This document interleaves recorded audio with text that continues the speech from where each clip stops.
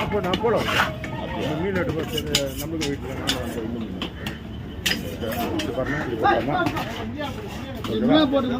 இதுவும் பெருசாக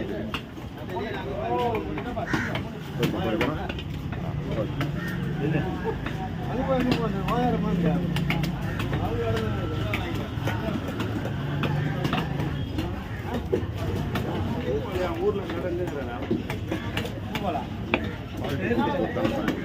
கால் டூக்கி போட்டு கல் வந்துக்கண்ணா